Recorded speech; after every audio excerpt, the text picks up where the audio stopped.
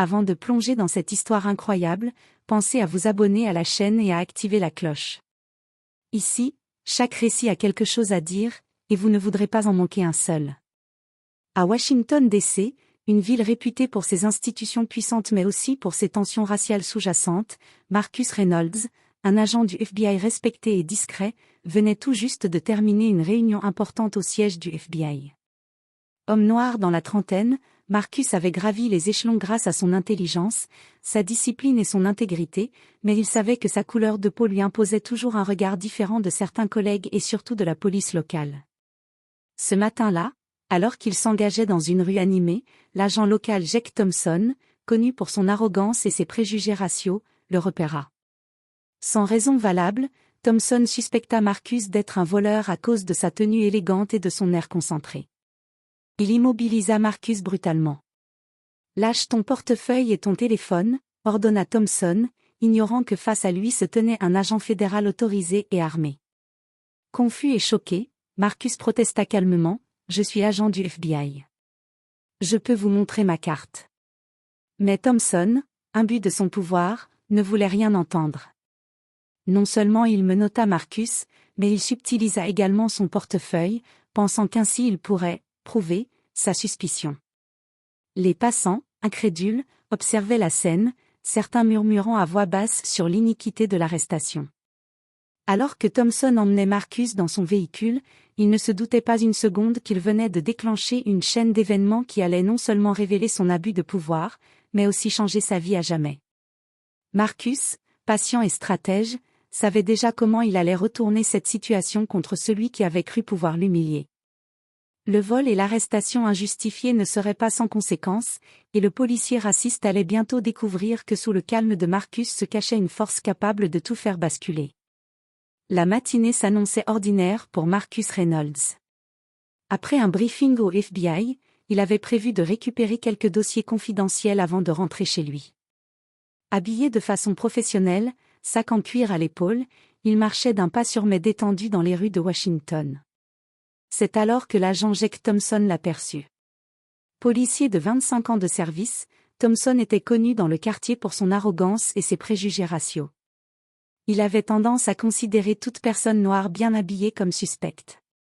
Aujourd'hui, Marcus correspondait parfaitement à son stéréotype.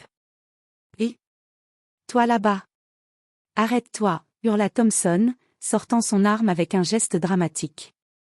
Marcus s'immobilisa immédiatement, levant les mains, conscient que résister ne ferait qu'aggraver les choses. « Bonjour, je suis Marcus Reynolds, agent du FBI. Je peux vous montrer ma carte. » Mais Thompson ne voulait pas écouter.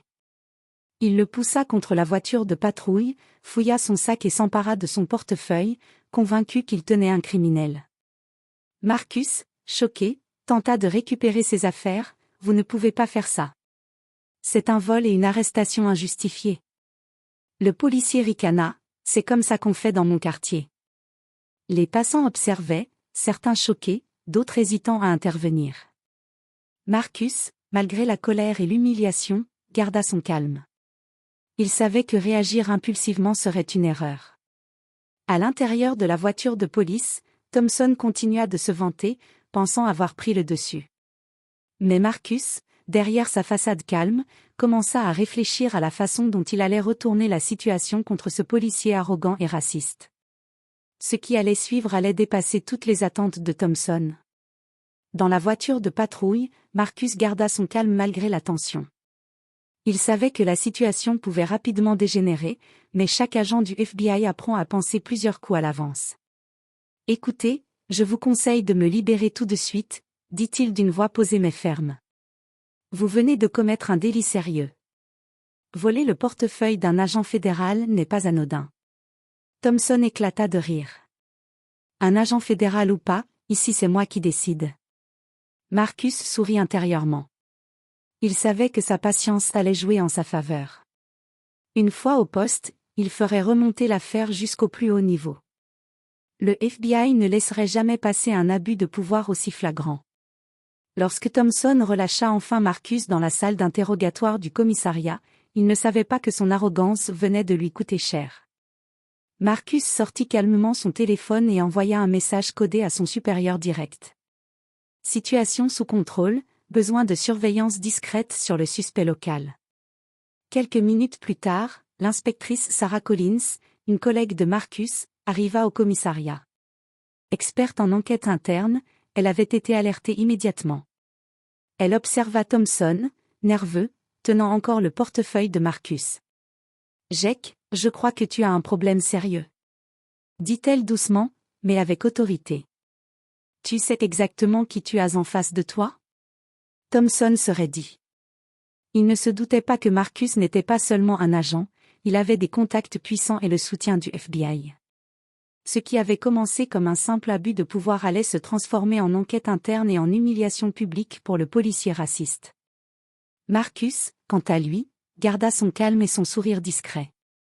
Dans sa tête, il élaborait déjà la stratégie qui allait révéler la vérité à tous, et faire payer Thompson pour son injustice.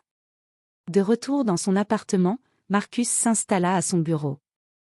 Son esprit fonctionnait à toute vitesse. Chaque détail de l'incident avec Thompson devait être documenté et utilisé à son avantage. Il savait que la patience et la stratégie valaient mieux que la confrontation directe. Il commença par rassembler toutes les preuves disponibles, vidéos de surveillance de la rue, caméras du FBI proche du quartier, et témoignages des passants qui avaient assisté à l'arrestation injuste. Marcus savait que chaque élément pouvait démontrer la brutalité et l'illégalité des actes de Thompson. Pendant ce temps, Thompson, persuadé d'avoir fait régner la loi, ignorait que ses gestes avaient été filmés par plusieurs caméras de la ville. Chaque mot qu'il avait prononcé, chaque geste de provocation, allait bientôt devenir un piège contre lui. Marcus contacta discrètement son supérieur, agent en chef William Harper, pour lui expliquer la situation. Harper, homme respecté et stratégique, comprit immédiatement l'importance de l'affaire. « Jake Thompson a dépassé toutes les limites », dit Marcus. « Il a non seulement arrêté un agent fédéral sans motif, mais il a volé son portefeuille. Si on n'agit pas vite, il pourrait continuer à nuire à d'autres personnes. » Harper acquiesça. « Prépare toutes les preuves. On va monter un dossier solide. Et crois-moi, Marcus, Thompson ne sait pas encore ce qu'il attend. » Dans les jours qui suivirent, Marcus élabora un plan minutieux pour exposer Thompson. Il ne s'agissait pas seulement de rendre justice pour lui-même, mais de protéger d'autres citoyens qui auraient pu subir des abus similaires. Le policier raciste pensait avoir tout le contrôle, mais Marcus savait qu'un retournement spectaculaire était en préparation. L'humiliation publique et la chute de Thompson n'étaient plus une question de « si », mais de « quand ». Marcus savait qu'il ne pouvait pas agir seul. Pour que la chute de Thompson soit irréversible, il devait s'assurer que ses preuves soient incontestables et que l'opinion publique soit alertée. Il commença par contacter des collègues du FBI spécialisés dans les enquêtes internes, formant une petite équipe discrète mais efficace. Chacun avait un rôle: récupérer les vidéos de surveillance, interviewer les témoins et documenter chaque détail de l'arrestation et du vol. Pendant ce temps, Thompson continuait sa routine arrogante, convaincu que personne ne remarquerait ses actions. Il se vantait même auprès de ses collègues de sa dernière arrestation musclée. Ce qu'il ignorait, c'est que tout était enregistré et analysé par Marcus et son équipe. Pour renforcer son plan, Marcus contacta également Sarah Collins, l'inspectrice qui avait déjà alerté Thompson.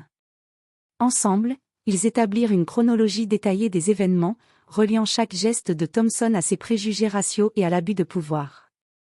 Mais Marcus savait que la vérité seule ne suffirait pas. Il devait faire en sorte que Thompson subisse les conséquences dans un contexte public, afin d'envoyer un message clair: les abus de pouvoir et le racisme ne resteraient pas impunis. Pour cela, il prépara une stratégie en 2 temps. 1. Lancer une enquête interne officielle du FBI contre Thompson. 2. Préparer la diffusion de preuves irréfutables auprès des médias et de la communauté locale. Marcus garda son calme, mais au fond de lui, il ressentait une satisfaction tranquille. Thompson, si sûr de lui et arrogant, était sur le point de découvrir la puissance d'un agent qui ne se laisse jamais intimider, peu importe la couleur de sa peau. Alors que le soir tombait sur Washington, Marcus contempla la ville depuis son appartement. Chaque lumière qui brillait dans la nuit lui rappelait que derrière ces façades ordinaires, il y avait toujours des injustices à corriger. Et cette fois-ci, Thompson allait apprendre une leçon qu'il n'oublierait jamais. Marcus savait que le moment décisif était arrivé.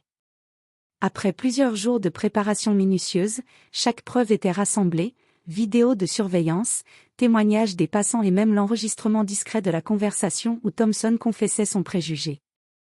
Il prit rendez-vous avec l'agent en chef William Harper et l'équipe d'enquête interne pour présenter le dossier complet. La tension dans la salle était palpable. Harper, sérieux, regarda Marcus. Marcus, si tout ceci est exact, Thompson ne pourra pas s'en sortir. Marcus hocha la tête, calme mais déterminé. Tout est exact, chef. Et nous avons les preuves pour le démontrer devant n'importe quelle autorité et même les médias. L'étape suivante fut l'alerte aux médias, mais de manière stratégique. Marcus voulait que l'histoire soit diffusée de manière factuelle, sans sensationnalisme, afin que le public comprenne l'injustice flagrante. Il contacta un journaliste de confiance, Laura Simmons, qui avait déjà couvert des affaires de corruption policière. Laura écouta attentivement Marcus exposer les faits. Elle prit des notes précises, convaincue que cette affaire allait provoquer un véritable scandale. Le lendemain, Thompson se présenta au poste comme si de rien n'était. Mais il sentit immédiatement que quelque chose avait changé, des regards insistants, des murmures à propos de l'enquête interne et un téléphone qui vibrait constamment avec des messages anonymes. Marcus, lui, restait calme et posé. Dans sa tête, il revoyait chaque étape de son plan. Il savait que l'humiliation publique et la sanction de Thompson étaient désormais inévitables. Le moment clé approchait, Thompson allait bientôt découvrir que sous son arrogance et sa confiance aveugle se cachait une intelligence calculatrice capable de le défaire à son propre jeu. Les jours suivants, la vie de Thompson devint un enfer silencieux. Les collègues qui l'admiraient ou l'ignoraient jusque-là commençaient à regarder ses faits et gestes avec suspicion. Même ses supérieurs recevaient des rapports détaillés sur son comportement, compilés par Marcus et son équipe. Marcus, de son côté, restait invisible, orchestrant chaque mouvement avec précision. Il savait que Thompson allait réagir sous pression et révéler ses véritables intentions. Puis vint le moment décisif, Marcus décida de faire intervenir les médias. Avec Laura Simmons, ils préparèrent un reportage factuel mais implacable. Les images de la rue, les témoignages des passants et l'enregistrement audio de Thompson furent montés de manière professionnelle, mettant en lumière le racisme et l'abus de pouvoir du policier. La diffusion fut programmée pour un lundi matin, lorsque l'attention du public serait maximale. Thompson, ignorant tout de cette stratégie, continua ses routines quotidiennes, convaincu que tout serait oublié. Mais à l'heure du reportage, son téléphone ne cessait de vibrer. Messages, appels, notifications de réseaux sociaux, partout, son nom était lié à une accusation de vol et d'arrestation injustifiée. Les collègues du commissariat le regardaient désormais avec méfiance. Marcus, regardant l'écran de son ordinateur depuis son appartement, sentit un calme satisfaisant l'envahir. Chaque étape de son plan fonctionnait parfaitement. Thompson, arrogant et raciste, allait subir les conséquences publiques et professionnelles de ses actes. Le policier raciste commençait à comprendre, mais il était déjà trop tard. Chaque mouvement qu'il ferait désormais serait observé et analysé, et Marcus avait préparé un piège supplémentaire pour s'assurer que la justice soit complète. Après la diffusion du reportage, Thompson ressentit pour la première fois la vraie peur. Les appels incessants, les messages et les regards de ses collègues commencèrent à le faire vaciller. Ses supérieurs lui demandèrent des comptes, et même certains policiers qu'il croyait alliés prenaient leur distance. Marcus, invisible derrière son plan, observait chaque réaction avec satisfaction. Il savait que la peur et l'arrogance de Thompson allaient le trahir. Pour accélérer le processus, Marcus fit appel à des contacts juridiques au sein du FBI. Un dossier officiel d'accusation fut déposé contre Thompson pour abus de pouvoir et vol. Chaque élément était solidement documenté, vidéos, témoignages et preuves audio. Cette fois, Thompson ne pourrait pas se cacher derrière son uniforme. Thompson, sentant sa carrière menacée, tenta de minimiser la situation. Il fit quelques déclarations maladroites au commissariat, cherchant à expliquer son comportement par une simple méprise. Mais chaque mot qu'il prononçait était enregistré et renforçait la preuve de sa culpabilité. Marcus savait qu'il était inutile de confronter directement Thompson pour l'instant. Le policier était piégé dans sa propre arrogance et dans le filet que Marcus avait soigneusement tissé. Chaque mouvement qu'il faisait servait désormais les intérêts de Marcus. Pendant ce temps, la communauté locale commença à se mobiliser. Les citoyens avaient vu le reportage et réclamaient justice. Les réseaux sociaux amplifiaient l'affaire, rendant Thompson incapable de se cacher. L'humiliation publique devenait inévitable. Marcus, patient et méthodique, se préparait déjà pour l'étape finale, le moment où Thompson serait confronté à la justice et à l'opinion publique, incapable de se défendre. Il savait que la chute du policier raciste allait être totale, et que justice serait enfin rendue, non seulement pour lui, mais pour toutes les victimes de Thompson. Le lundi matin, Thompson entra au commissariat avec l'impression que tout allait rester sous contrôle. Il ne se doutait pas que tout le pays allait bientôt connaître son comportement. À l'heure du déjeuner, le reportage de Laura Simmons fut diffusé sur les chaînes locales et relayé massivement sur les réseaux sociaux. Les images montraient Thompson arrêtant Marcus sans raison, le menottant et volant son portefeuille, accompagné des témoignages de passants qui avaient assisté à la scène. Rapidement, la vidéo devint virale. Les collègues de Thompson le regardaient désormais avec suspicion et dédain. Même son supérieur immédiat, qu'il avait souvent couvert, demanda officiellement des explications. Thompson tenta de se justifier, mais chaque mot qu'il prononçait renforçait l'opinion publique contre lui. Marcus, quant à lui, resta calme et discret. Il savait que l'impact de l'affaire ne dépendait pas seulement de la diffusion de la vidéo, mais aussi de la manière dont Thompson réagirait. Et le policier ne tarda pas à révéler son vrai visage sous pression, arrogance, colère, et tentative maladroite de se défendre.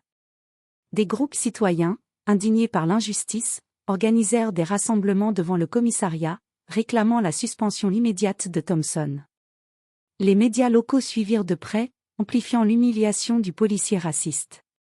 À ce stade, Marcus savait que la première partie de son plan avait parfaitement fonctionné, la justice sociale et professionnelle s'était alliée à la vérité et à la preuve.